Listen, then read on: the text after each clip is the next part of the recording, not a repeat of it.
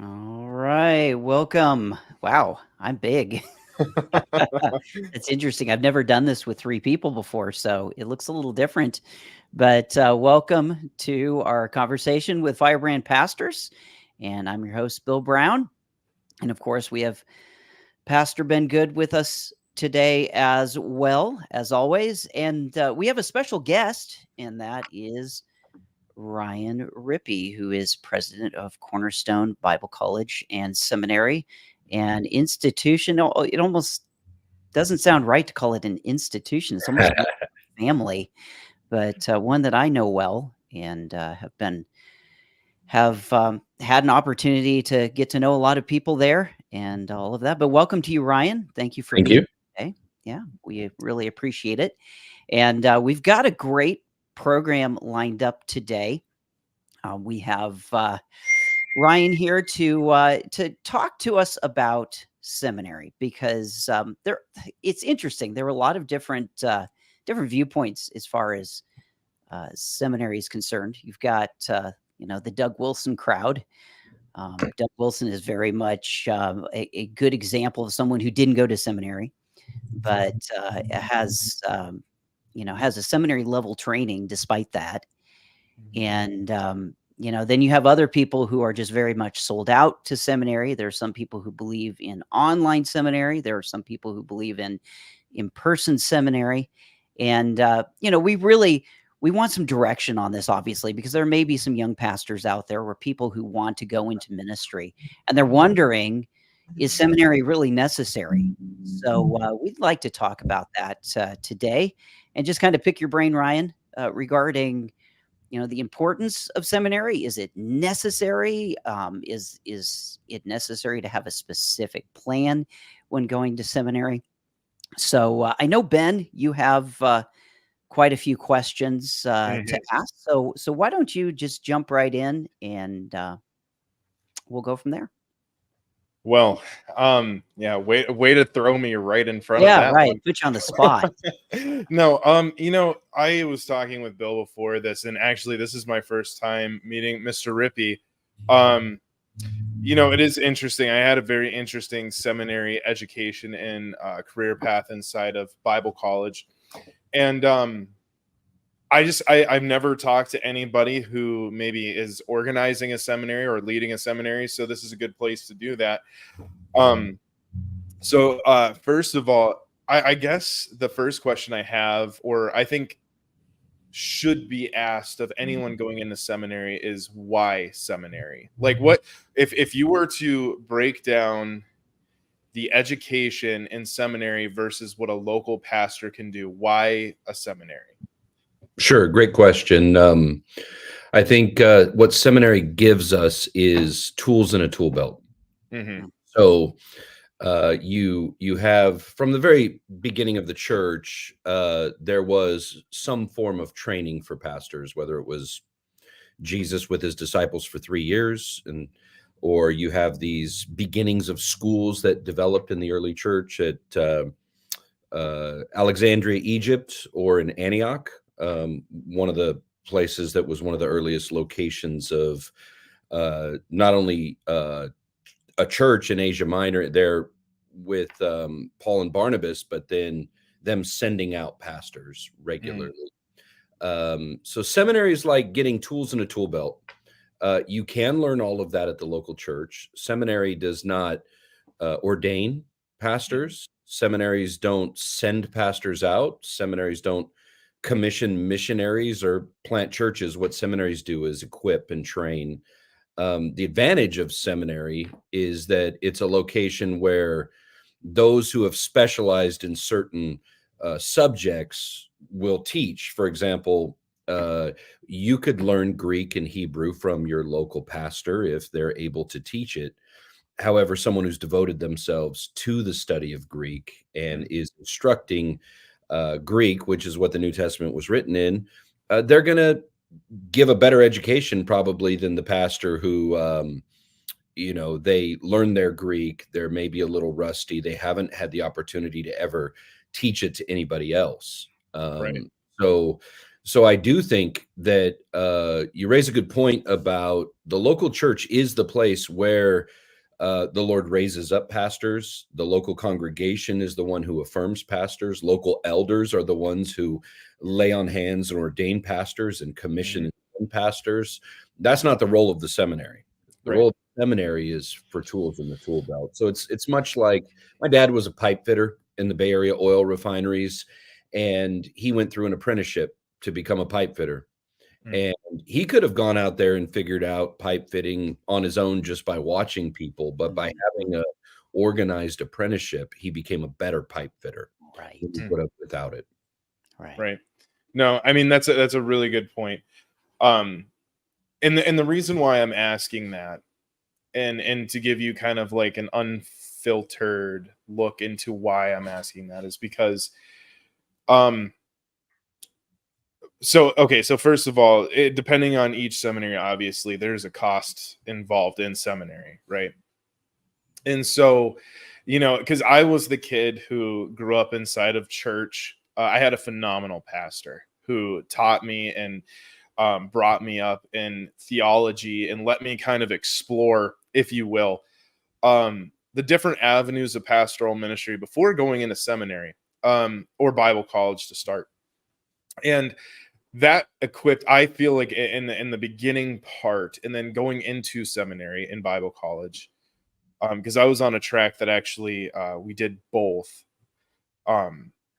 That there was a distinct advantage, I think, towards like having that local church backing, and I could definitely tell when there were students in seminary and Bible college who did not have that advantage, who were just going for the education. By all means, is a great thing, but without sort of a pastoral involvement, if that makes sense, and trying to really help them out, because and in the sake of transparency as well, Bill brought up the point of online seminary, and that's what I did. I did online Bible college and seminary. My first associate's degree was from Grace Christian University, and then I took on the bachelor's and master's through Midwestern Baptist Theological Seminary. Both great schools. But I felt like in the weird in-between-ism of my associates and bachelors, that there was a lot of information I could have learned at the local church. And I just like I was telling Bill, I'm not anti-education. I'm just pro good education, if that makes sense. Right. I don't like fluffy classes that, to be honest with you, I think seminary is that tried and true battleground that like you said, you're putting tools in the tool belt, but you're being equipped to go equip other people. And before you get to that point, I think there should be a certain level of, I don't know how to put this, like responsibility to kind of have an ambition to learn, but also have some knowledge under your belt before then as well, if that makes sense. I know that's a totally scattered answer, but I really like the answer that you gave about, the professors devoting themselves to, individual courses of study, right? Like whether it's Old Testament survey, New Testament survey, Greek, Hebrew, whatever that might be, apologetics or ethics, whatever that might be. Right. And so do you think, that, okay, so like, let's say you are a high schooler, you feel God has called you into ministry, the local elders in your church have seen that gift maybe sprout forth in your life and have given you a little bit of a responsibility in the church to explore those gifts. Do you think that let me see, how do I phrase this? Because Bill, you kind of put me on the spot there with coming up with all the questions. That's okay. I've got some questions too. So if you ever need to tap out, we'll no, tag that's all right. this. No, because I'm looking at this from the perspective that I wish I had going into seminary. If you were to sit down with a high schooler in that position and really go through what seminary is, could you break down maybe from the Bible college to seminary what that track looks like? Sure. For pastoral ministry, I'm just using that as an example, like an MDiv pastoral ministry track.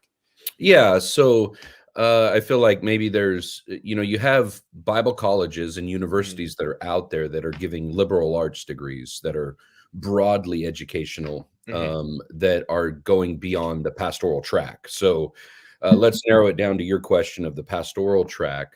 I've often recommended to students that we have a Bible college here at Cornerstone, and I've encouraged them to take a class or two. And the way we've done ours is we don't offer the general education classes. So our students have to get an associate's degree at a junior college. And then we put the Bible, 2 years of Bible training, biblical studies on top of that to get to a bachelor's degree. So we're not like a normal university that's doing biblical studies, because we don't have the English language teachers or the history or philosophy or any of that. But what I would have recommended to students at times is, if they're looking at going to university, and I would tell them to pursue a liberal arts education that is heavy in writing.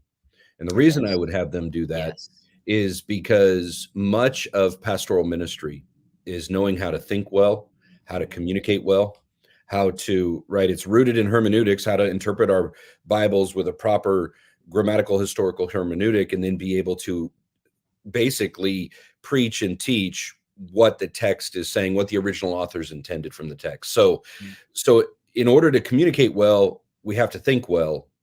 And by learning how to write well, we learn how to think well. So I wouldn't say that it's always the best track to go from a Bible degree at a bachelor's level to seminary at a master's level. There's nothing wrong with that per se. If the Bible program is teaching you how to write well and think well. There are Bible programs out there that are meant to replace seminary. So their goal is to give you all the tools you need for pastoral ministry. But at a bachelor's degree level, I think that, so much of what learning that happens through mentorship for pastoral training in the local church. Right. So a little bit back to your point that you were making is, I would encourage high schoolers, stay connected to your local church, be submissive to your elders. Hopefully that local church has a leadership training program that they're involved in and a part of, that's going to be teaching them not only basic Bible doctrine, maybe how to teach the Bible, but also mentoring them in the Christian life, how to be a mature Christian, how to, basically not crash and burn or turn, pride, being raised up too soon, and then turning that into a stumbling block for pastoral ministry. So that's kind of the basic, it's always case by case, but that would be the basic advice I would give. Right. No, I think that's really good, because I found out really, really fast, and I'm sure you could probably attest to this. When I was in Bible college and in seminary, I really wanted to be there, and I poured in a lot of myself into it. I went full time as well as working full time, and then being a youth pastor full time as well. And I could just see that, and to attest to what you're saying. So I had a really good mentor inside of my local church, which was my pastor, and also the elders that were on the elder board. And in that line of thinking, I saw a lot of students struggle with their seminary education, because I think there wasn't that backing from the local church. And realistically, I was talking to Bill before we even discussed having you on, just having that local church foundation before seminary, before Bible college, I just think is so core, because to give you some context, I am a pastor in Salamanca, New York, which probably means nothing at this point for you, it's a small town in Western New York. And we don't really have seminaries around here. So you either have to move to go to a seminary, or you have to go online to be a part of a seminary. And at that point, as a local pastor who loves teaching and preaching the word, I would love to sit down with the next pastor of our church, when that time comes and God calls him, and train him up. And so my whole validity case in this is just, what is the benefit of seminary versus the local church? And I think, like you said, you nailed that right on the head with like having the individualized. Like, I am not going to sit down and be able to teach everybody Greek and Hebrew. When honestly I was trying to do my best in those classes, and thank the Lord for things like Logos Bible software. That's all I have to say. Yeah. And that makes things easier. But like you said, okay, so let me rephrase this. So with the online education, I was the one that had to hold myself accountable and pour into the education what I wanted to get out of it. Okay, so like I didn't have any hand holding. There wasn't any classroom time. I had X amount of assignments, X amount of discussion boards that were due at certain times, and maybe some papers thrown in the middle of that. I could definitely see. So maybe give us your stance on this. Are you more pro being physically at seminary or pro online? Or could you see the benefits online or the benefits on being pro? We kind of touched on that, but could you give me like kind of your perspective on the online seminary phenomenon, which did not exist in the ancient Sure. church context? Yeah. So I think that with the rise of new media and the ability to do online training, it's become a huge resource for the church in the world. Many people don't have access to go to a local seminary, as you mentioned, there in Western New York or in Africa or Asia or wherever. And so there's this ability now to raise the level of pastoral training, the tools in the tool belt, so that they can pastor their people better. So I love that online programs exist. With that said, I do think COVID and the lockdown has shown us that distance learning and distance relationships are inferior. Yes. They're Agreed. a concession, not the desire. They're second best, not first best. And so I am all for in-person classroom learning. I feel like you've lobbed me a softball to talk about the philosophy of our seminary. So I'm going to take a moment to share that with you. So we have 22 pastors from 18 churches who teach for us. We're in the Bay Area of California, and we have pastors from Sacramento all the way down to San Jose area that come and teach. And we have all of our classes are in class, led by pastors who are professors, and every student has to be engaged in their local church. It's part of the application process to vet that. It's part of the ongoing relationships we have. And we have a cohort style of teaching, this mentorship idea where we don't want lecture hall. We want engagement. Right. So we have upper limits that we've thought about of classroom sizes that we don't want to turn the classrooms into lecture halls, because we want there to be this, as much as possible, mentorship. Now, we don't call it discipleship overtly, because we believe discipleship happens in the local church. So back to your own pastor mentoring, discipling you. We know that, there's broader ranges of that word discipleship, but we want to keep that within the context of the local church. So mentorship by professors who are pastors. So we think of our seminary like a trade school. So we want pastors to be training active pastors with ongoing ministries that have proven faithfulness to be teaching and training, so that our students are getting equipped, not just to be brains on a stick. It's not just information, it's formation. So that's the philosophy of our seminary. It's why we don't pursue online education at all. Everything's classroom based. And we want, for the San Francisco Bay Area and Northern California, we want to raise the level of Christ-centered expository preaching and teaching. And we want our graduates to love and shepherd the flock. So we want them to understand that preaching itself is not the end. It's a tool to shepherd God's people. to Yeah. show the love of Christ. But Mm. there's many other ways that we shepherd and pastor our people. Mm. Yeah. No, I love that. I know Bill's told me about your guys' ministry philosophy. That I did not mean for that to be a softball lob to you, because the where I was going with that is I think inside of Scripture where we see Paul and Timothy having that close knit relationship where Paul and along with his family who has raised him up, is puts Timothy in charge of the church in Ephesus and is continually exhorting him and encouraging him.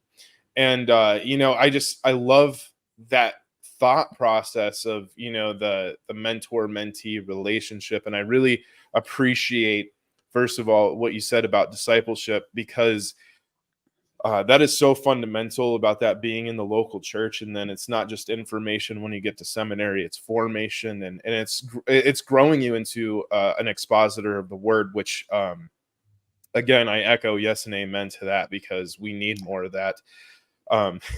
Nowadays it's become more and more of a foreign language to even mention expository preaching. All right. But I found it very, very helpful for that clarification. So I do appreciate that. And Yeah, so and you if said, I could oh, just go for it. just comment really quickly here, and I would even say, Ryan, just because I've actually experienced it because I was a student there, and it's not just a matter of you just plug in a bunch of pastors into the seminary and that's just the way it works out. This is an integral aspect of your ministry philosophy where you've got to be a pastor to be able to train pastors. And that just makes sense logically. And it's interesting how a lot of institutions have become a just more of a religious educational institution Mm-hmm. in the sense that they actually have people who are focused on in their lives. Just their ministry is just being a professor and just Mm-hmm. teaching in an academic way. And that was never the biblical model of producing Mm-hmm. pastors. And you've actually made this an integral aspect. I mean, this is a necessity. This is almost a distinctive in the educational philosophy of Cornerstone. Mm-hmm. So which I really appreciate because I needed that, as a middle-aged pastor, I needed that. I know young pastors need that. Guess Yeah. what? Middle-aged pastors need that too. Yeah. So I can yeah, tell really you, I'm sorry. I will say, just to defend the professor who's a professional professor, we, in the history of theological education, there's some really good books out there on it. I think of one Justo Gonzalez wrote recently on the history of theological education, and he makes a very good point about we have this luxury, some 2,000 years after the founding of the Mhm. church, that we can have specialists who have PhDs in very narrow fields of study that can then give us even better tools. And I praise God for those people. Right. And there is also the necessity, as well as the luxury of educational institutions, seminaries in particular, that are training not just pastors, but also academics or leaders in the business world or Christian school administrators. And Right. so the goal of some seminaries is broader than just ours, which is training pastors, MDiv only training Exactly. pastors. Right. Yeah. So I don't want to say that we don't need those No. professional No. academics, Yeah. but there Agreed. is a very real danger that that the goal of theological training becomes information rather than formation. So Mhm. Yeah. I And think it's the the way reason we why mitigate that, the way we mitigate Yeah. that is by constantly showing that we exist for the benefit of the church, not to steal the Midwestern for the church slogan, but Yeah. that's what we exist for.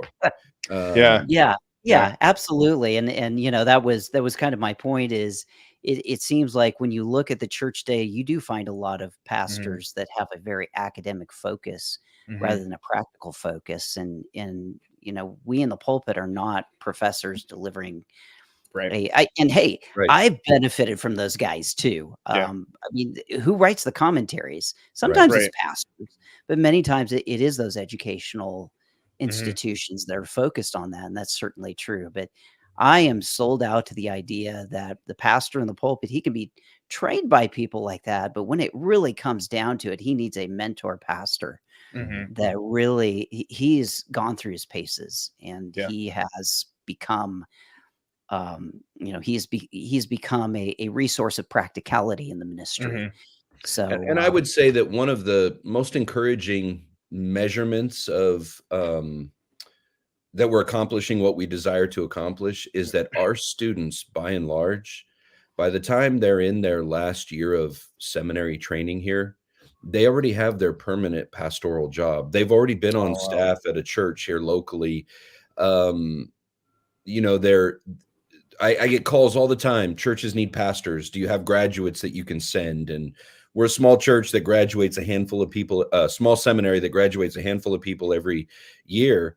But I tell them, you need to grab one of my first year students if you Hmm. want, and then you need to keep them in the church right. and you need to let them learn their theology and do their theology in the local church. And because Man. that's what's happening with our students by and large, which is for me, incredibly encouraging that they not only believe in the importance of the local church, Mhm. these students are putting their money where their mouth is Right. by committing to local churches who then allow them to finish their seminary training, but for the good of the local flock here. So it's Yeah. wonderful. Absolutely. No, I love that. I love that. That is so boots on the ground, comparatively. So I do have a question, Bill. I don't mean to steal your thunder here. If you have questions, go for it. No, But no, that's fine. okay, so I'm just going to be very honest right now about some of the courses that I took in Bible college and seminary. I'm not going to say which one was which, just for the sake of I had amazing professors. So I will attest to that when you're talking about the academics. I had amazing professors at both institutions, and I loved that very much. However, okay, so for the sake of pastoral ministry, when I arrived inside of seminary and Bible college, I had a lot of what I consider quote unquote fluff courses. Um, and what I mean by that is courses that seem like they were kind of slapped in to like a pastoral MDiv track that really didn't belong there, but were just there to fill spots in your school year. Okay, so like I would be taking, I don't know, economic math along theology one, like and granted those things for accreditation purposes, I understand institutions have to maintain a certain amount of credibility in that ballpark. But when I'm seeing pastoral ministry, and especially nowadays when everything is so hostile, to be honest with you, like hostile in our environment and our culture, and the church is really I think in this generation learning where to plant its flag, with a new set of pastors. um when it comes down to courses, maybe at Cornerstone versus maybe another institution, are they going to find classes that are going to A, benefit their theology, B, benefit their pastoral ministry, their communication skills? And because to be honest with you, I struggled really hard with the validity of what, and again, I'm not trying to pick on the institutions, Bill. I'm telling you, I went into this and I told him I was not going to be confrontational, and I'm not trying to be. But I am. When I was going to seminary, I had to take out financial aid, right? Like it wasn't cheap, Right. and the classes that I was taking were not necessarily pertaining to anything even to this day that I use in pastoral ministry. And I Sure. feel like that, and we're called to be good stewards with our money, and especially in the pastoral role where we're required to have a hold of our financial household, I mean, like it's just we're taking care of our family. Yeah. um I'm just, I guess, in a long about way of saying, do you guys have classes that teach you theology and pastoral ministry, and then honestly like bolster those, opposed to having like fluffy classes like Sure. economics or whatever? Yeah, And sure. I know that's a very broad stroke question, and it's very maybe targeted. And I promise it's not filled with angst. That's just filled Well, with honesty. I'm not the target of that. We only have theology classes here. So our Bible college program, what we've done is, it used to be called Grace School of Theology and Ministry. We ended up merging. That School of Theology and Ministry started to do leadership training for some local churches here in the immediate area. And the pastors started that for the purpose of training their people. And then in the history of it, what ended up happening was all of those churches started their own internal leadership training programs. Okay. And it was really a wonderful thing to see. I was a beneficiary of that. I was a student of Grace School of Theology and Ministry back in the 90s. And when I was 20 years old, going to classes. But what I've done since we've merged and I've taken leadership is I've organized our diploma of theology, our bachelor's degree program, into certificates. So, people can take 3 classes and get a certificate in Bible survey or in Greek or in church history, and 80% of our seminary and Bible college classes, roughly 80%, are the same class taught by the same professor with different curriculum assignments. So the Bible college is going to have less reading, less writing assignments than the master's degree level. And our MDiv, we do not have multiple tracks in our MDiv.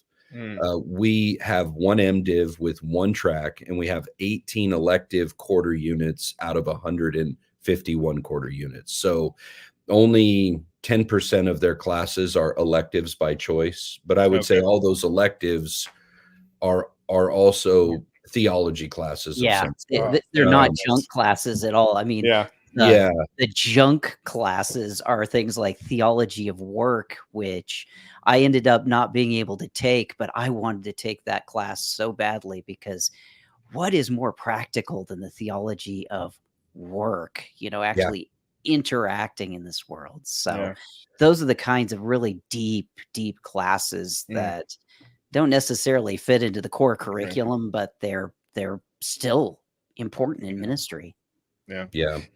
Yeah. So we have certain mandatory, theology, systematic theology, preaching and teaching, hermeneutics, church history, missions is part of our mandatory class series. The languages, of course, survey. And then we have electives that tend to be like exposition of specific books, Ephesians or something like that. Or we have other, right now, we have an elective this quarter called the Pastor's Home. So pastoral ministry and home. We have biblical counseling is mandatory, along with marriage and family. So we've designed our program to be very much geared towards pastoral ministry. You mentioned, I think you were perceptive that some of those other classes you had to take were necessary for accreditation and general studies. And I would say at a bachelor's degree level, I do think a broadly general education is good, because at a bachelor's degree level, we're learning how to learn.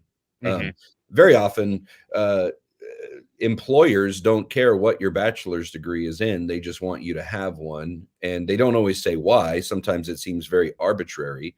But if we give them the benefit of the doubt, it demonstrates that someone has been able to, for a sustained period of time, learn and keep deadlines and pass classes and not drop out, not fail, meaning, okay, they're going to be a reliable employee.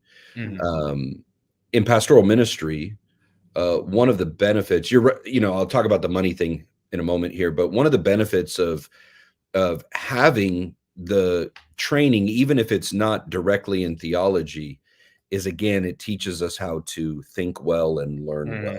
Yes. And now, as to the money part, seminary is expensive. And there are many schools that offer ways to mitigate that. I think the best way to mitigate that is to be embedded in a local church that is invested in your seminary training, that is offsetting it or paying for it completely with the purpose of you remaining in that local church, so they reap Right. the benefits of that training. I love that. Now that speaks to a bigger issue of how pastors think of their pastorate. Is it a stepping stool for 3 years to a bigger church? Right. Or are we serving our churches knowing this is where the Lord's called us, and we're remaining here until he drags us out of it? So that would be the way I would counsel.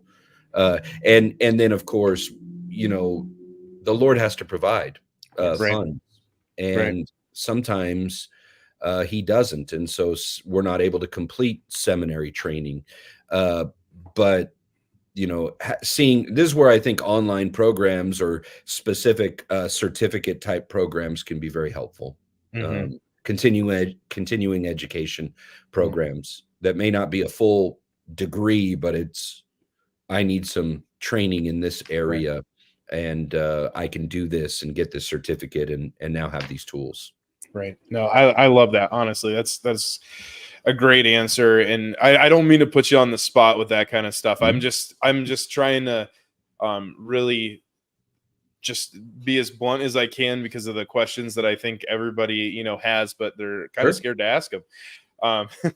So, as far as that goes, I am Bill keeps telling me, he's like, Ben, like, these are your people. You would love it out here. Yeah. Yeah, absolutely. This guy right here, I'm telling you, it would be one of those things where, okay, well, I mean, I guess I could speak to my experience when I first went, and I don't want to steal the show here because obviously, Ryan, we want to, get your viewpoint on this, but just to explain to you what my experience with Cornerstone was. When I walked in, I went, that's what I did. I went, these are my people. These are people who not just theologically agree with me, because I've been in the presence of people that I don't necessarily theologically agree with completely. And I felt comfortable with them. They've been friends of mine. I had one friend when we lived in Ohio that he and I would just sit there and we would argue the whole time.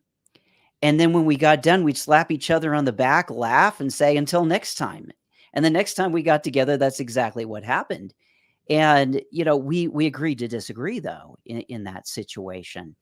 When I walked into Cornerstone, there was that theological agreement that I didn't necessarily experience with my friend. But it wasn't just that. It was every class I would sit in would be, wow, this is incredible. I've never looked at it this way. I've never looked at even ministry from this perspective. You got to remember, I've been in full-time Christian ministry of one kind or another for a quarter of a century now. I mean, I'm old as dirt as far as that's concerned. And I was sitting in these classes going, I always suspected that, but I could never really pin it down.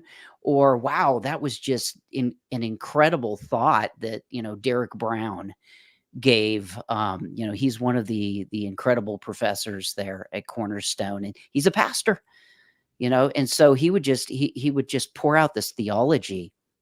It was so practical that I would sit there and go, I'm a pastor, and I feel like I'm being pastored. Yeah, that's awesome. That's the whole philosophy. It's unbelievable. And you would not believe, and Ryan, I think I've mentioned this to you before, but you would not believe how important it's still an academic institution. I mean, there are a lot of papers we have to write, and there's a very strong academic anchor that's still there. But you wouldn't believe how important it is to have an institution like Cornerstone, where a pastor can just sit down and not have to be a pastor, but still feel like a pastor, if that makes any sense, because my soul is just drinking in all of this incredible Christ-centered, God-honoring, Spirit-filled information that's coming in, that's going to be beneficial. I don't, pardon me for putting it this way, I don't mean to sound like a homer, but that's exactly how I felt when I attended Cornerstone. Well, I can share with you, I was part of the first graduating class in 2007. I know what that's like as well, because I was in pastoral ministry. I've been making me feel old, Bill. I've been in pastoral ministry 25 years now myself. And same age. to have the training while I was pastoring, Mm. to be in seminary classes, and to have these pastors who were teaching me know me so well, where sometimes the 10 minutes in between on the breaks ended up being more formative because they're praying with me over my children, or they've heard that we're having a struggle in our local church and they want to step in and give advice that we desperately need because they had been through that same circumstance. Or I would usually pin them out in the parking lot and not let them leave and ask them all my questions, and Yeah. they would be so patient to answer them. I And love cell so, phones. They're yeah, great. no cell phones back then. Yeah. Oh, but So now we can do that. being a recipient of that myself, and Mm. now running the school, we don't ever want to lose that. Mm. That to me is, we tell Derek Brown, who you mentioned is our academic dean. He pastors in Cupertino. He will tell our faculty at our meetings that they're the seminary. Like, the reason the seminary exists is because these professors who are pastors of their local church are pouring in to these students, and that if we ever lost them, we lose the seminary. Wow. And I agree with that 100%. Wow.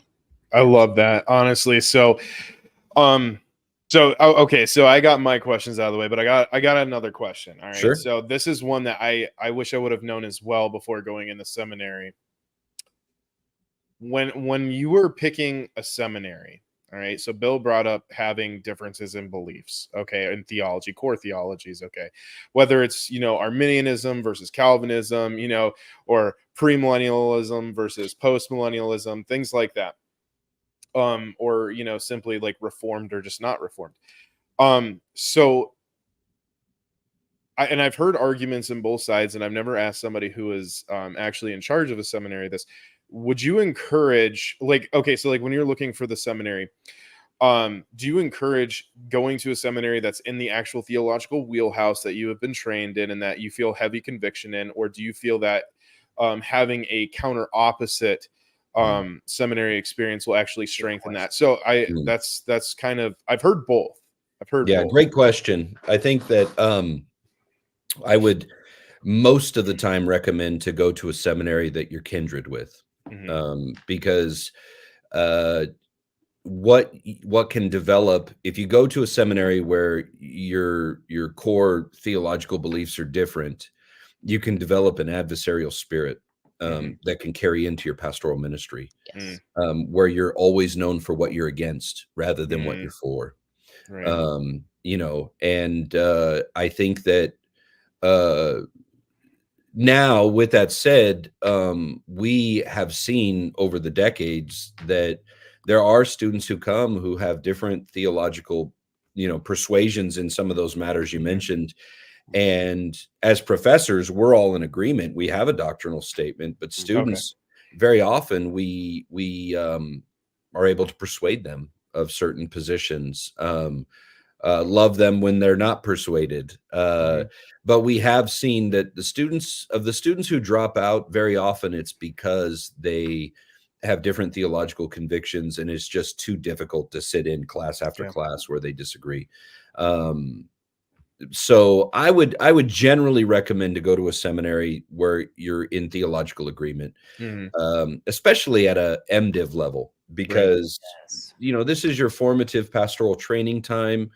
And maybe at a PhD level, you have a different purpose in going. You want to study under a specific person. You're accepted into a certain program that fits. That's a much different sort of decision. Although I would generally recommend by that point, if you're doing higher education, doctor of ministry or PhD or whatever, that you generally, I would recommend having a variety, not going to the same institution for your whole theological training. So that would be my general recommendation for those students, because at that point you're well established in your theological convictions. You're now you're a little older and wiser and able to not sort of get that adversarial sort of spirit of I got to fight over everything. And if you carry that into the church, I was like 28, Yeah. And that was good because it helped me to hammer out that, Yeah. hammer out what I believed. Yeah. Right. And, when it came right down to it, we agreed on the most important things. Right. That was Christ-centeredness. But at the same time, that was a friend. That was an educational institution. Sometimes you have to have that friend that just kind of tests you and Mhm. shows you really who you are and tells you what it's what it is and what it's like and what you're like and how you should be and so on and so forth. Mhm. But yeah, I agree. An educational institution. It does That's a bring up different. a thought that I've thought about for some time. There's been a decline in teaching the biblical languages at seminaries recently. Mhm. Yes. Watering down of MDiv programs, mainly for the sake of online education and reducing units to be competitive to get students. It's much a marketing ploy as it is, but and some of us in theological education are lamenting this loss of languages. Mhm. And my concern is that seminaries that do that go down a path of teaching you what to believe instead of how to think. Mhm. Right.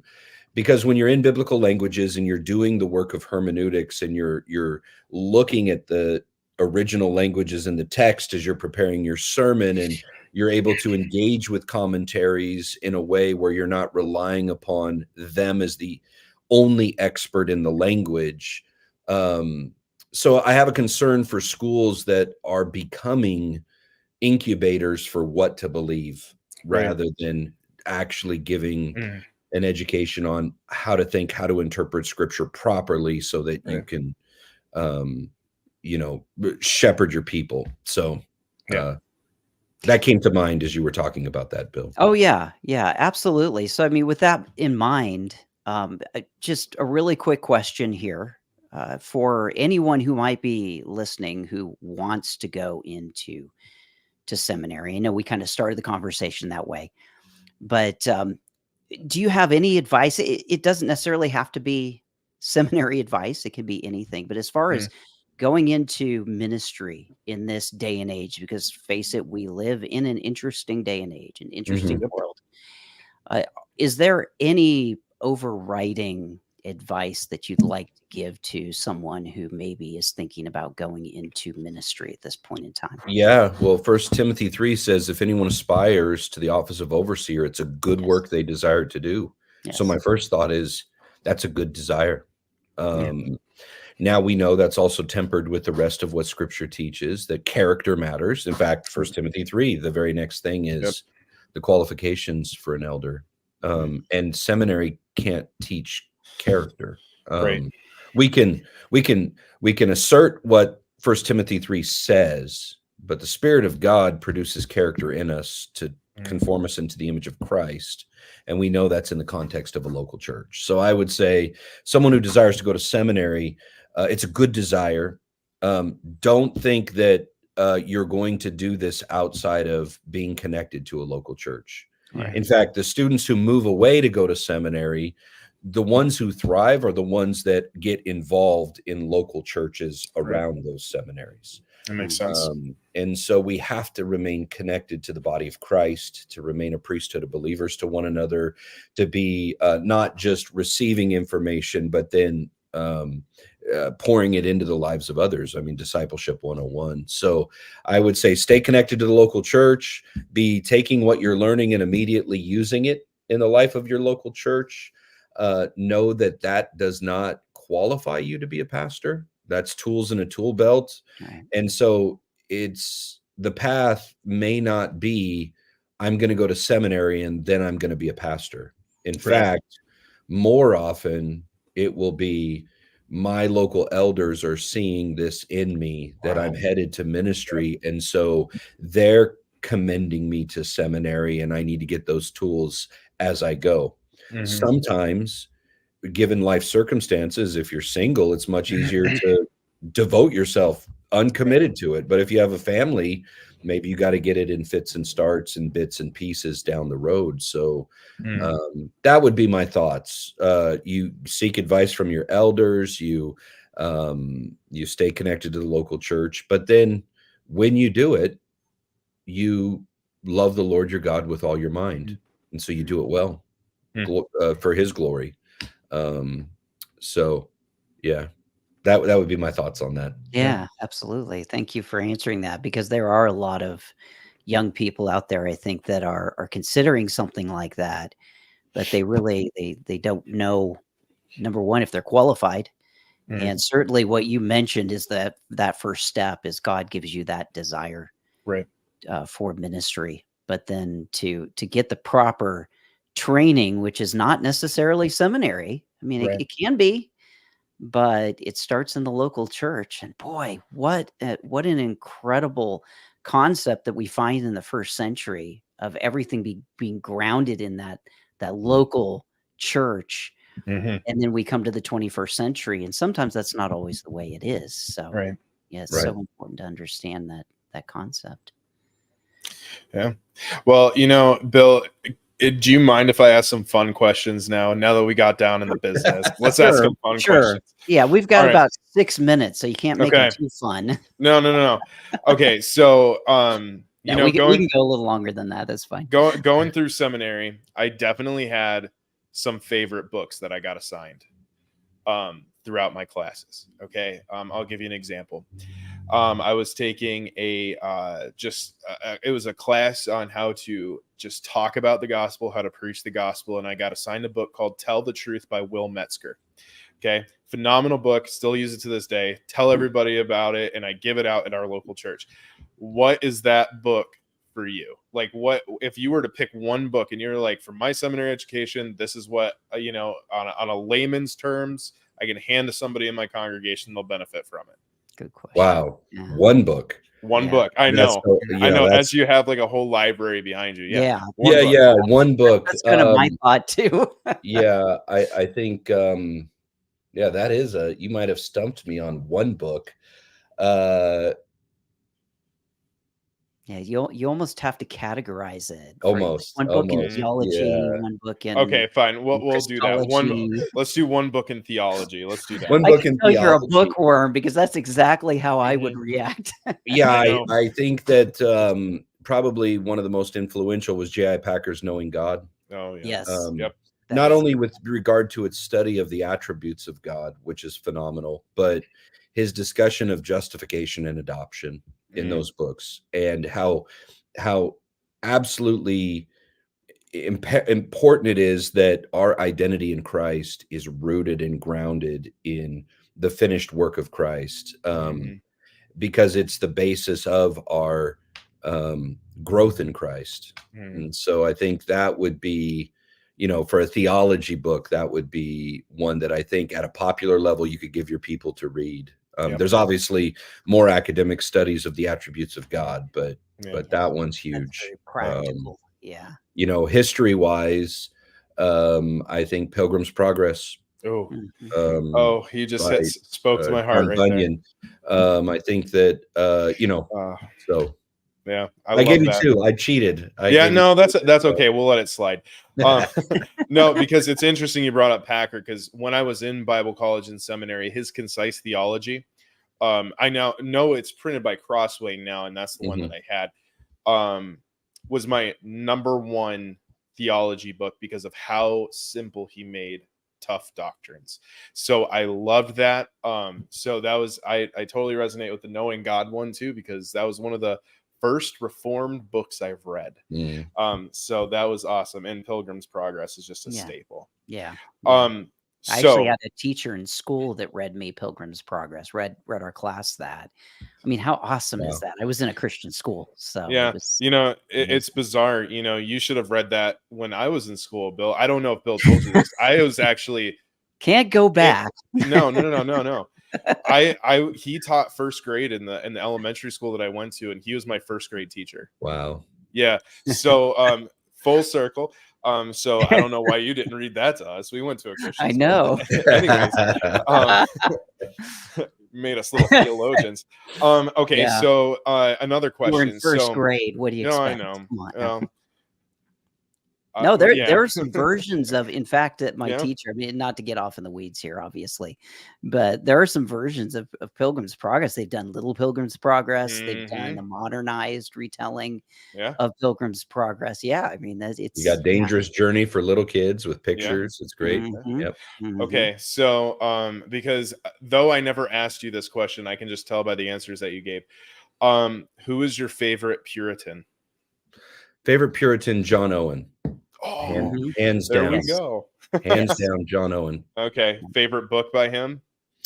Probably my favorite book is Communion with God by Oh, him. wow. Okay. Yeah. All right. I mean, there's a ton, but Yeah. the reason I would say Communion with God is partly due to my own studies. In my PhD, I wrote on God the Father and Right. our Wow. relationship, our communion with the triune God. I think Owen articulates an incredibly profound understanding of our spirituality. That is our communion with God, our relationship to the triune God. Love So, that.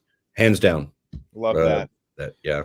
Very, very cool. Yeah, and once again, somebody who might be intimidated by the Puritans, Mhm. because face it, they talked funny in that day Yeah. and age, at least to our own modern ears. There are modern reproductions Mhm. of it where they actually have a translation committee Mm. that will take, Yeah. some of the ideas and they'll translate it into modern English. So Yeah. Yeah. we live in a day and age now where reading the Puritans is actually more accessible than it was, Yeah. say, 20, 30, 40 years ago. Yeah. I think one of the most wonderful, encouraging Puritan books for pastors is Richard Sibb's Bruised Reed. Yes. Really? If Okay. you're Yeah. weary in ministry, read it. Yeah. It's a delight. Easy Okay. to read too, not Yeah. a hard one. Yeah. Owen thought in Latin grammar because he spoke Mhm. all day in Latin when he instructed, so Really? his Wow. Latin grammar came over into his English, and that's why he's particularly difficult, besides Yeah. being a brainiac. Right. But Yeah, Right. right. yeah. Really Right. intelligent guy. Mhm. Yeah, because that is interesting. Because Bruised Reed is on my list. I haven't made it to that because I've been since I found the Puritans about 4 years ago. Reformed theology was Oh, a wow. plummet that I went into very hard. Oh, Um, man. so Thomas Wonderful. Watson. That's a good plummet. Yep. Yeah. Yeah. Take the Thomas plunge. Watson. Yeah. Thomas Watson was the first Puritan I ever checked out with the Doctrine of Repentance was my first Puritan book ever. So that was an extremely awesome thing. So, all right, next question. If you still have time, I'll Sure. kind of round it out with this. Okay, so I don't know if you're a podcast listener, but you're on one anyways. If do you have a podcast that you recommend? Because I am a huge, like when I was in seminary, I ate up podcasts as much as I could to get perspective. So, I have to confess, I do not listen to podcasts very oh often. man. I've been on a few. Mhm. I'm a bit of a nerd, so like history. I was a history Mm. minor in my PhD, and I Okay. teach church history at our seminary.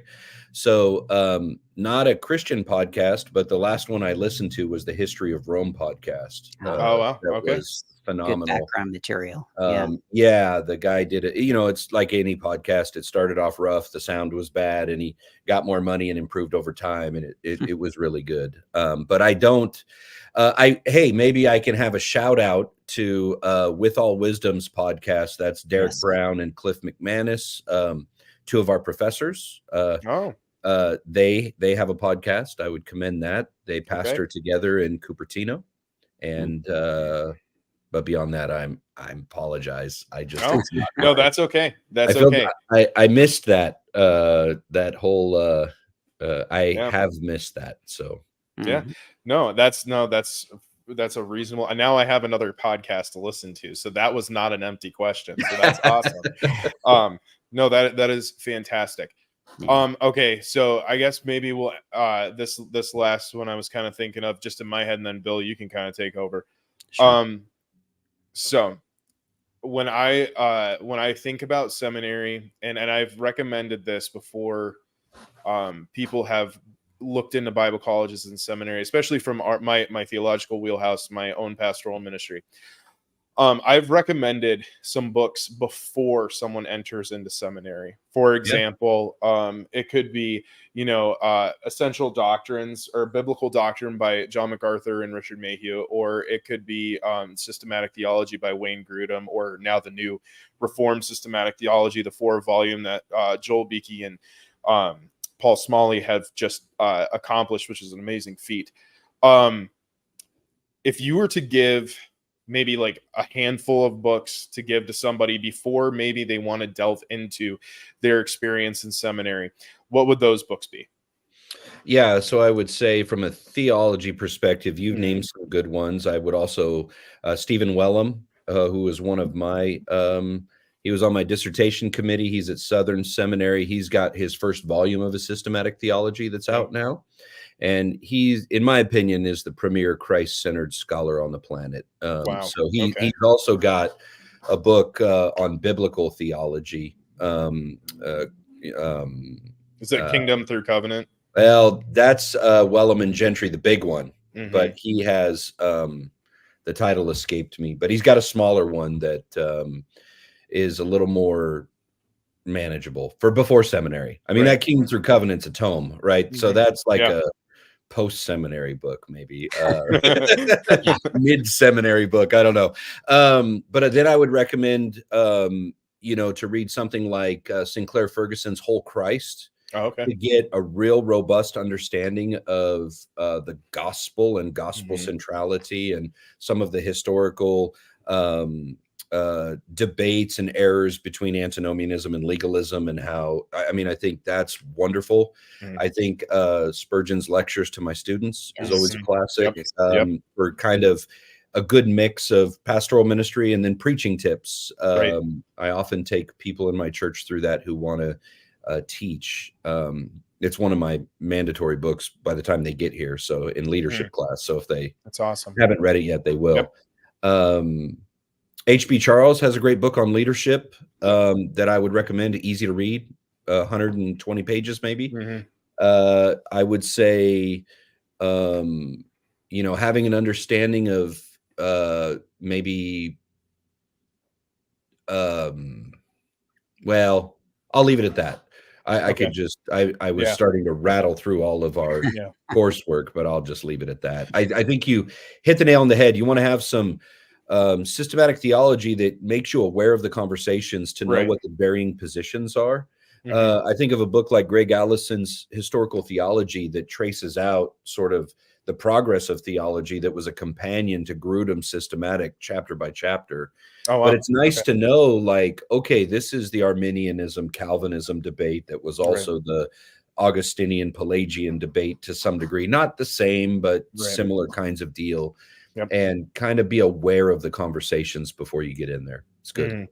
No, that's extremely helpful, because I found, especially going into seminary, that there was definitely a benefit of kind of supplementing my library before I got into the classes. That definitely helped when I got there. Not necessarily, saying that, it was the end all be all to get all these extra books, but I just found it extremely helpful, especially for your online learners, because you will only get what you put into it. And if you do not gather those resources, you are going to be floundering. So no, that was extremely, extremely helpful. And I'll leave it, because I could ask 50 billion more questions. So I'm going to leave it at that. But yes, I appreciate you taking all the questions that I had, because I told Bill I was kind of nervous going into this, because I don't want to come off as confrontational, but it definitely sounds like there was two different thought philosophies in your ministry at Cornerstone, and then the seminary experience that I had. And to be honest with you, from a pastoral perspective, if I were to hand over somebody to a seminary, I would much rather hand them over to somebody who is going to pastor them as well. And instead of them being just like a student ID number. Right. And I love that. So hands-on, so practical. And I cannot say that enough. So I appreciate the work that you're doing. I wish so. My next, okay, you know what? I do have a question. So when are you guys going to put a seminary in Western New York? So, so that With way, God, all things are possible. Yeah, Right. exactly. Yeah, that's not so It's not in our far-fetched. immediate plans, but I appreciate that. I really do. yeah. No, and it was an honor to be able to talk to you. And you know what, Bill, I've done enough talking. You land the plane here, buddy. Yeah, absolutely. Well, Ryan, we want to thank you for being here today and taking over an hour of your life out for us to be able to just pick your brain, because this is an important subject. And I think, I'm looking at some of the comments that we have here, and Jesse and Jacob Withrow very well. Students at Cornerstone, they're with us today, and it's one of those things where we don't always get to pick the brain of a president of a seminary. So this was really an important discussion to have. So thank you very much for You're welcome. It was a being joy. here today. I really enjoyed it. And you Yeah. were not confrontational at all. Those were No. honest, genuine questions. And I think they need to be asked. They're valid. So I think it's wonderful. Yeah. Thanks for having me. No, Yeah. I really appreciate that. So, all right. Well, thank you guys for being on the podcast today. So, Ryan, I guess let's just do a plug for this. How can people in the immediate area that are around your seminary get in contact with you? Yeah. So we're in Vallejo, California. You can go to tcbs.org and see our website with all the information there. I also pastor Trinity Church of Benicia, which is the neighboring city. And you can come visit me on Sundays. We meet at 1:00. We're a new church plant 2 years in, and the Lord has been blessing us there in that endeavor. Yeah, but that would be the easiest way to get a hold of us to find out more. Yeah, come visit the seminary. Awesome. We, we really are excited about what the Lord's doing. We're celebrating our 20th anniversary here in 2 weeks. And congratulations. Very excited about what the Lord has for us in the future. Yeah. Lord willing, we will be there at the party. I believe you're having a celebration. We're having a party. Yeah, Lord willing, my wife and I will be there. We're New Covenant Christians. We're having a party. Yeah. Oh, yeah, absolutely. Yeah, definitely. Definitely. Yeah. And I went ahead and put the link up there in the comments. Okay. Yep. I just saw that. If anybody needs to get a hold of you, hopefully they will find you that way. Yeah. Great. All right. Well, hey, thank you, Ryan. Appreciate it. And Ben, of course, as always, really appreciate it. Great to meet you, Ben. Lord bless. Nice to meet you too. Thank you, Ryan. Yep. Absolutely. So everyone have a great day and God bless.